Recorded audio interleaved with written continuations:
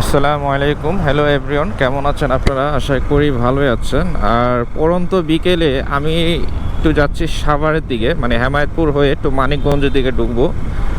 আর মানিকগঞ্জ 2 বছর আগে গেছিলাম, মানে যে জায়গায় এখন যাব আর কি। তো সে অনেকদিন পরে আর কি মানিকগঞ্জের দিকে যাচ্ছি। এখানে একটা ব্রিজ আছে,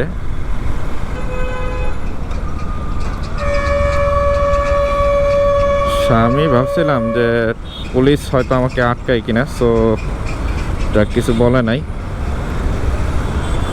আজকে বের হওয়ার উদ্দেশ্য হচ্ছে ক্যামেরায় কিছু শুট করা।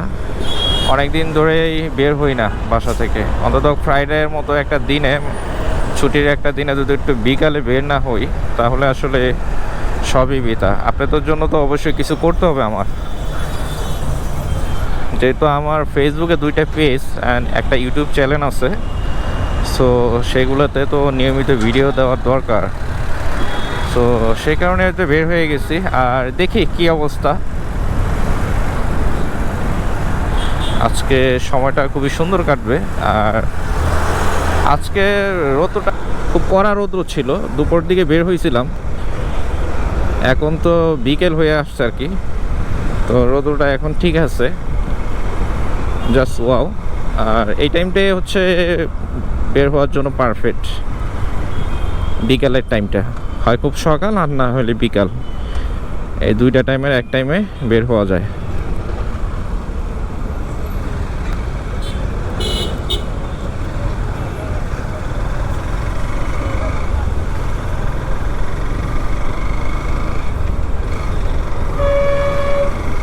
গাবতলী, বলিয়াপুর, সাভার, মানে এই রাস্তাগুলো কিন্তু অনেক সুন্দর হয়ে গেছে। আগে বছরখানেক আগে এই রাস্তাগুলো একদম বাজে ছিল, অনেক জায়গা ভাঙা ছিল, রাস্তাগুলো যাইতে ভয় লাগতো। আর রাস্তাগুলো একটু এখন অনেক সুন্দর হয়েছে। গাবতলী ব্রিজ করাটাতে আরও ফার্স্ট ক্লাস হয়েছে। এখানে জ্যাম হইতো, এখন আল্লাহর রহমতে মাশাআল্লাহ এখন জ্যাম হয় না।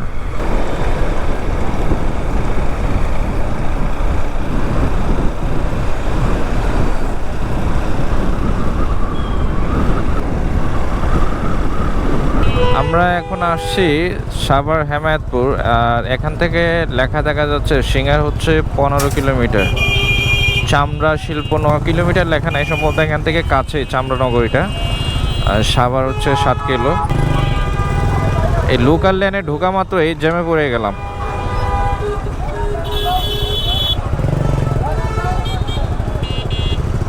বুঝতে পারতেছি না সামনে কি অবস্থা। তো প্রায় 20 মিনিটের মতো আটকেছিলাম জ্যামে, আর এখন মানে জ্যাম থেকে ছুটছি। আর রাস্তাটা এখানে একটু ফাঁকা আসছে। আর এখন গার্মেন্টস ছুটি হয়েছে, প্রচুর গার্মেন্টস কর্মী যাচ্ছে দুই পাশে, ওইদিকে এইদিকে।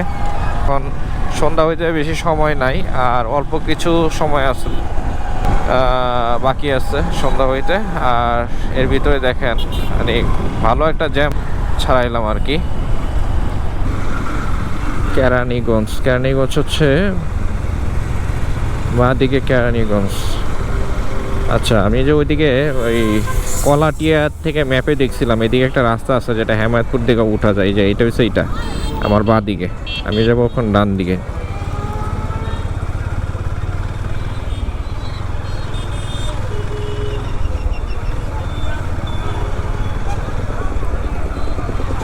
মানিকগঞ্জ পাটুরিয়া, এই দিক দিয়ে পাটুরিয়া উঠা যায়।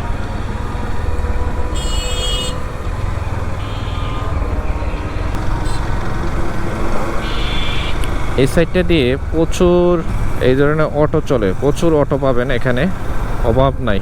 এখানে লোকাল মানুষরা ম্যাক্সিমামে হচ্ছে অটো দিয়ে চলাচল করে। আর বাস এই পর্যন্ত আমি বাস দেখিনি চলাচল করতে, আমার মনে হয় এই দিক দিয়ে বাস খুব কমই যায়। এই যে বাঁ দিকে মাঠটা, এখানে ফুটবল খেলা হচ্ছে, দেখে এখন ভালোই লাগতেছে। একটু ঢাকার বাইরে বের হয়ে আসলে না অনেক কিছু দেখা যায়। আপনি নদী দেখতে পারবেন, বাচ্চাদের খেলাধুলা দেখতে পারবেন, অনেক কিছুই দেখা যায়। এটা একটা তেঁতুলচোরা মোড়, আমরা আসছি এখন তেঁতুলচোরা মোড়, আরও সামনে যেতে হবে। ব্রিজের কাছাকাছি চলে আসছি। দেখেন আইল্যান্ডের মাঝখান দিয়ে কৃষ্ণচূড়া গাছ, মনে হচ্ছে আমাদেরকে স্বাগতম জানাইতেছে। ফুলগুলো এত সুন্দর করে লাল লাল ফুল ফুটে আছে। ওয়াও, জাকাস। এটা কি বট গাছ? জায়গাটা অনেকদিন পর আসলাম। দেখেন সূর্যটা দিগন্ত সে একটা রেখা হয়েছে। Wow, just wow. আসলে তো এখানে তো দেখা যায় অনেক দোকানপাট হয়েছে, চোরপুরির দোকান এই ব্রিজকে কেন্দ্র করে। আসলে এখানে অনেক মানুষই আসে ঘুরতে। দেখেন খুব সুন্দর।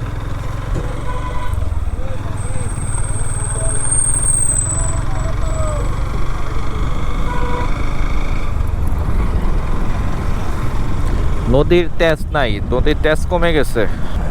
আগে নদীর একটা পা করতো, এখন দেখা যায় একদম শেষ। ঠিক আছে, দেখার মতো কিছু নাই। হ্যাঁ, আচ্ছা একটু সামনে আগে দেখি কি অবস্থা, কি কি দেখা যায়। এরকম ও পাশে কি আছে? এগুলা পানির নিচে ছিল, এই সামনের সাইডটা আর কি। এখন পানি শুকায় যাওয়াতে এগুলা মানে চর উঠে গেছে, এই অবস্থা। দেখি মানে কি কি আছে একটু দেখে লই। আচ্ছা আমরা এই দিক থেকে ওই সাইডটাতে যাই। চটপটি খাবা?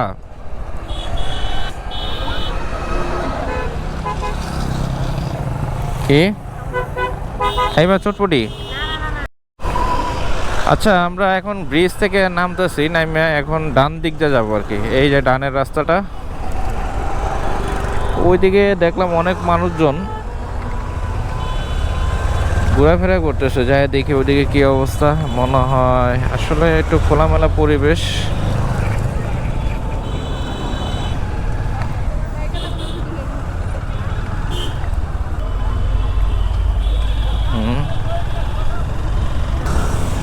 সম্ভবত এখানে অনেক লোকাল পোলাপাইন্ডে আসে, এদিকে আড্ডা টাড্ডা দেয়।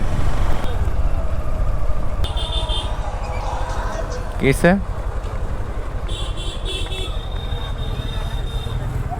কি যাইবা?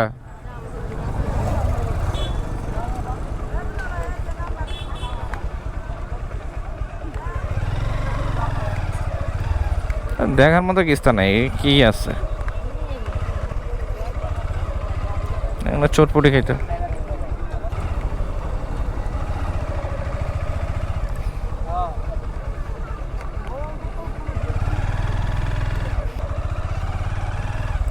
নামো, ওই জায়গা নামো।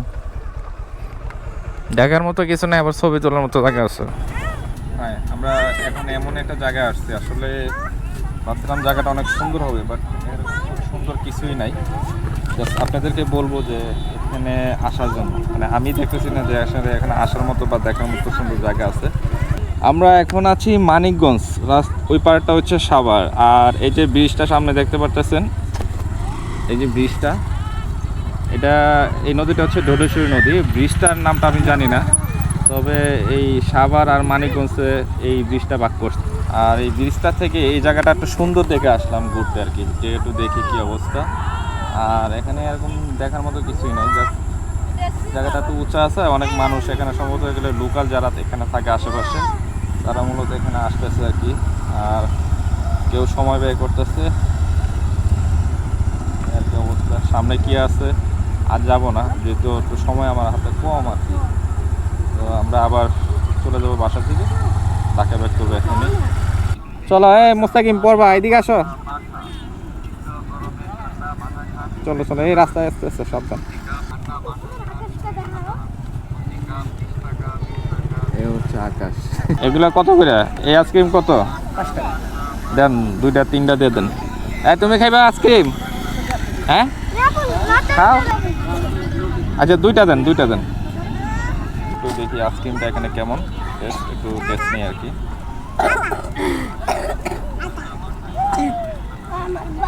কেমন যাও, অন্যদিকে যাও, অন্যদিকে যাও। আচ্ছা কেমন দিই? হ্যাঁ ভালোই, খারাপ না, ভালোই আছে। আসলে যেটা ভাবছিলাম ওরকম না, আইসক্রিমটা ভালোই, খেতে পারবেন, নো প্রবলেম।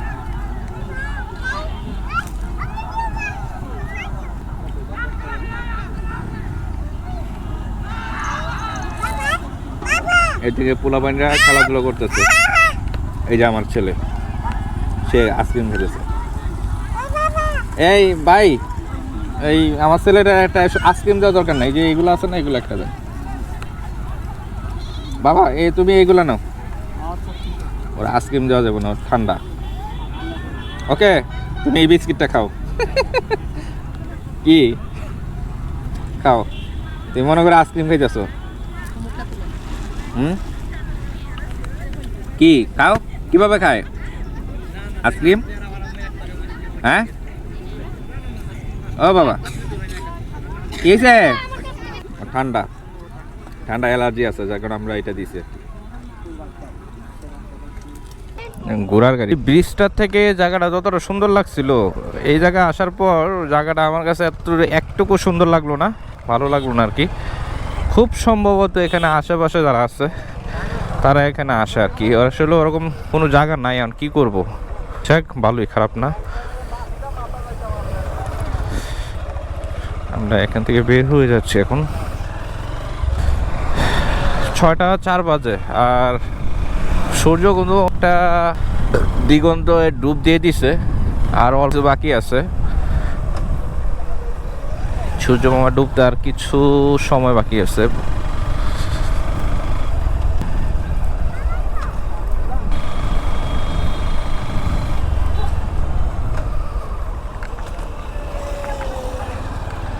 এই হচ্ছে ব্রিজ। আচ্ছা, এখানে সেতুটার নাম কি? আচ্ছা, সেতুর নাম হচ্ছে শহীদ রফিক ধলে সেতু।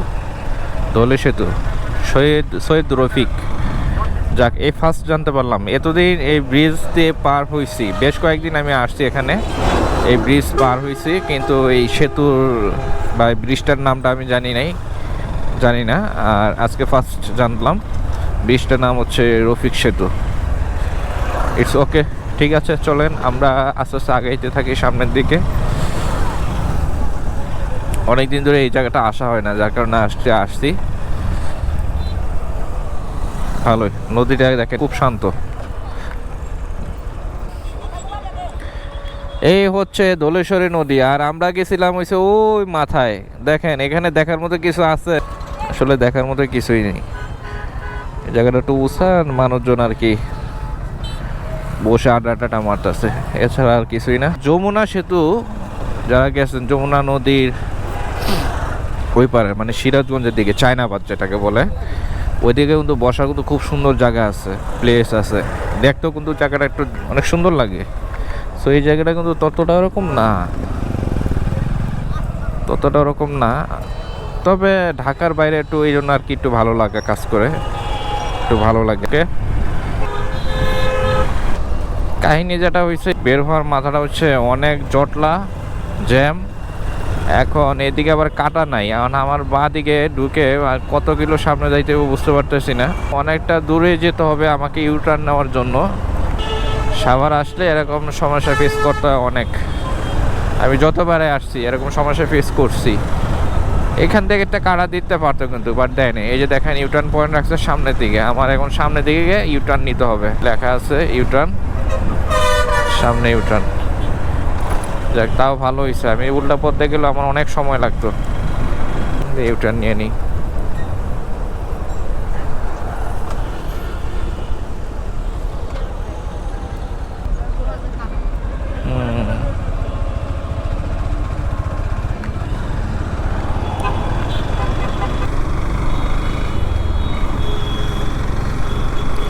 তবে আমার সাজেস্ট থাকবে, যারা মানে আপনারা ঢাকায় থাকেন, মানে ঢাকার আশেপাশে ঘুরতে চান, বিশেষ করে হচ্ছে মানিকগঞ্জ বা এই মাওয়া এদিকে, তো ঘুরতে পারেন। বাট আমার মনে হয় যে যারা এইদিকে আসতে চান আর কি, তাদের জন্য এই জায়গাটা একটু ঝামেলা। এখানে এখন অনেক গ্যাদারিং দেখলাম, সো এই জায়গায় আসলে না আসাটাই ভালো। আগে আমরা ডাইরেক্ট চলে যেতাম, তো এখানে প্রচুর জ্যাম হয়ে যায় এখন। এই হেমাদপুর বাস স্ট্যান্ডে অনেক সময় চলে যায়, একদিকে যাইতে পারতেছি না। আর এই যে পাগলরা উল্টা পথ দিয়ে এইতেছে, এই যে আরেকটা আইতেছে, এই যে আবার আসতেছে। এই হচ্ছে আমাদের ঢাকার বাইরের দিক সাইডটার অবস্থা আর কি। ঢাকায় এআই ক্যামেরা বসাইতেছি আর এখান দিয়ে হচ্ছে এই অবস্থা।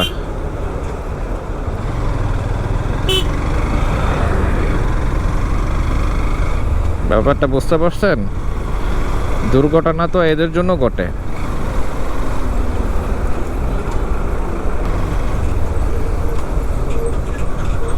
আসলে ক্যামেরা মহাসড়কে এখন বসানো উচিত, নাহলে আসলে ট্রাফিক ব্যবস্থা কোনো দিক দিয়েই ঠিক থাকবে না, রাস্তার দুর্ঘটনাও কমবে না।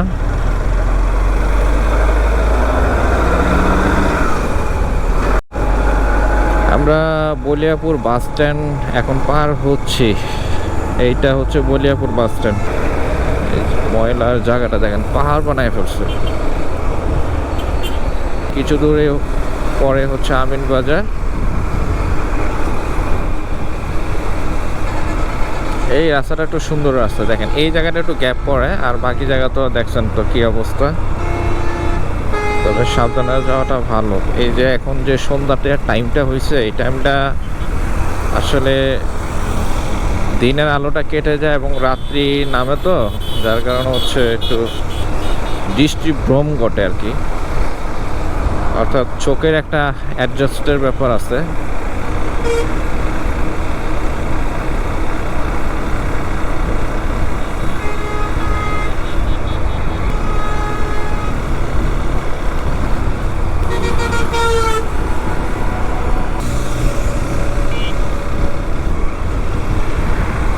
চারিদিকে ধোঁয়াটে পরিবেশ, ধোঁয়া। সম্ভবত এই যে এই পাশটা, আমার ডান পাশটা হচ্ছে ময়লার বাগার। এই জায়গাটা ময়লা রাখা, এই জায়গায় হয়তো ময়লা টলা পুরাইতেছে, এরকম কিছু হবে ওই আশেপাশে। এই দেখেন কি ধোঁয়া, শীতের কুয়াশার মতো ধোঁয়ায় ঢেকে যাচ্ছে রাস্তাঘাট। এই যে দেখেন, দেখছেন কারবার।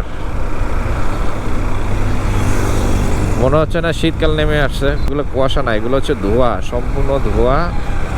আশেপাশে হয়তো মানুষ কিছু পুরাচ্ছে বা এরকম কিছু হবে। আর এদিকে তো ইটের কলটল আছে, নানান বিষয় আছে, এই কারণে হচ্ছে এদিকে সাইডটা একটু ধোঁয়াটে পরিবেশ।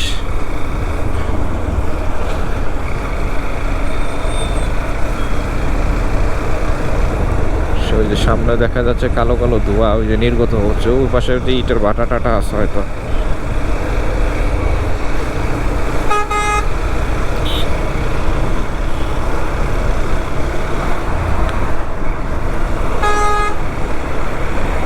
যাক, দিনের কিছু ছোঁয়া থাকতে থাকতে আমরা ইনশাল্লাহ বাসায় ঢুকে যাব আশা রাখছি। 6:30 বাজে গেছে, এখন এই মাগরিবের আজান পড়বে।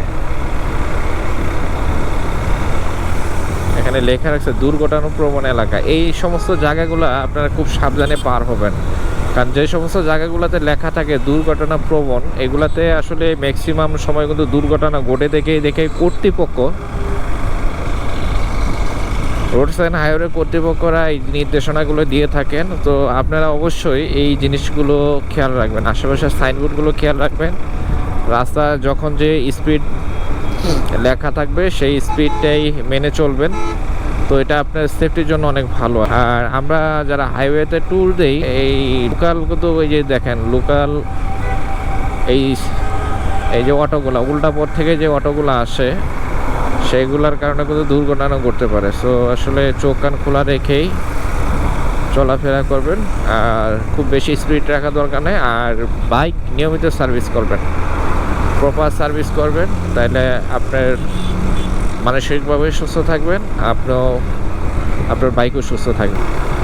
চলে আসছি গাবতলী ব্রিজ, আর গাবতলী ব্রিজ পার হচ্ছে এখন। দেখুন ব্রিজটা কিন্তু খুব চমৎকার একটা ব্রিজ করছে। এই ডিজাইনটা কিন্তু আনকমন এক ডিজাইন। দুই পাশের ডিজাইনটা আসলে আপনাদের কেমন লাগতেছে জানি না, বাট আমার কাছে ডিজাইনটা কিন্তু অসাধারণ লাগতেছে, অসাধারণ। এ হচ্ছে গাবতলীর, এখানে গরু টরু বিক্রি করে। আর দেখেন কি পরিমাণ লাইট চকচক চকচক করতেছে। এখন গাবতলী চলে আসলাম, আর গাবতলী এসে বাসে জ্যাম পাবো না তা কি হয়। দেখেন এই জায়গায় কিন্তু ভালো জ্যাম একটা পড়তাম, এখন মাশাআল্লাহ রাস্তাটা কিন্তু চড়া করাতে এখন আর জ্যাম ট্যাম হয় না। ও পাশের ল্যান্ডে দেখেন কি অবস্থা, কিভাবে বাসগুলো সাজায় রাখছে দেখছেন। এখন সবসময় পুলিশ মামারা পাহারা দিয়ে রাখে এদেরকে। আর এখানে লোকাল, আচ্ছা এগুলো তো আছে দেখা যায়, বাস কাউন্টার করতে আছে। আবার তারা আবার কি অভিযান দিল, আচ্ছা মনে হয় এদিকে অভিযান দেয়নি যত সম্ভব আর কি। সেদিন আগে তো টিভিতে দেখলাম বেশ কয়েকটা জায়গায় অভিযান দেওয়াতে লোকাল ছোটো ছোটো যে বাস কাউন্টার ছিল সেগুলো কিন্তু ভেঙে দিছে, মানে ওনাদেরকে তুলে দিছে আর কি। তো এদিকে দেখা যাচ্ছে আছে সম্ভবত সায়দাবাদ, গাবতুল, কল্যাণপুর পর্যন্তই করছে, হয়তো এইদিকে আসে নাই, এটাই হবে আর কি। আমরা টেকনিক্যালে কাছাকাছি চলে আসছি।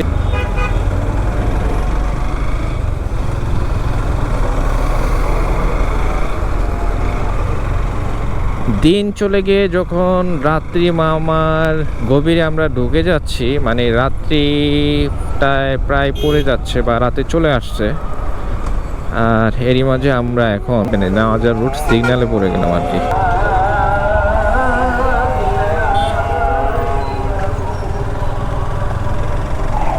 সার্জেন্টরা এখন প্রচুর পরিমাণ বাইক ধরতেছে, প্রচুর পরিমাণ বাইক সার্জেন্ট ধরতেছে আর কি। আর অনেককেই দেখলাম মামলা দিচ্ছে। আসলে ওদেরও দোষ আছে, কারো হয়তো হেলমেট নাই, কেউ রং সাইড দিয়ে আসে, কেউ ও জায়গায় যে জায়গা প্রয়োজন নাই সেই জায়গায় বাইক রাখতেছে, তাও সার্জেনের সামনে আর কি। তা সার্জেন আসলে কি করবে? আপনার সার্জেনকে হয়তো সার্জেন নাই ওই জায়গায় গিয়ে বাইকটা রাখেন, ইয়া করেন, কিন্তু না, তারা সার্জেনের বাইকের মধ্যে মানে সাহস দেখাইতে গেছে আর কি। যার কারণে সার্জেন মামারা এখন ধোঁয়া মামলা দেওয়া শুরু করছে আর কি, যারা পায়। এই যে আমি যে গেলাম এতগুলো চেক পয়েন্টের পার হয়ে গেলাম, কই আল্লাহর মতো মানে আমাকে তো কিছু বলে নেই। তা আসলে আমরা আসলে ঠিক থাকি, আমরা ঠিক থাকলে সব ঠিক, এ হচ্ছে আর কি।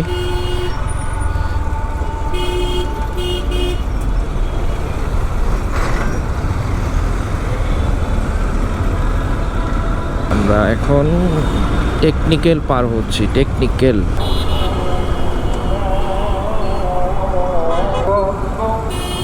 এই জায়গাটা জ্যামের হওয়ার কারণ আছে, এই যে দেখ, এই যে বাসটা, এই যে বাস, এই যে হারামজাদা, এই যে হারামজাদা এখানে রাইকা রাস্তাটা জ্যাম বানায় থই দিচ্ছে। কি বলবেন বলেন, ওর কি কোনো জ্ঞান বুদ্ধি নাই? ও তুই একটা বাঁ পাশে চাপায় রাখ। আসলে এইদেরকে ভালো অঙ্কের মানে জরিমানা দেওয়া প্রয়োজন। সার্জেন্ট আমি বলবো অবশ্যই এদেরকে ভালো পরিমাণে জরিমানা দেন, যাতে ওদের শিক্ষা হোক। আর প্রয়োজন থাকলে 1 মাসের জেল দেওয়ার প্রয়োজন আছে। পুরা রাস্তাটা জ্যাম বানায় দিচ্ছে। এই যে দেখেন, এই যে দেখেন, পাশাপাশি 2টা বাস, রাস্তাটা দেখেন কত ছোট বানায় দিচ্ছে, দেখছেন কারবার। যাক আলহামদুলিল্লাহ, আমরা দিনের আলো থাকতে থাকতেই বাসার কাছাকাছি চলে আসছি। সবাই ভালো থাকবেন, আল্লাহ হাফেজ। আজকে এই পর্যন্তই।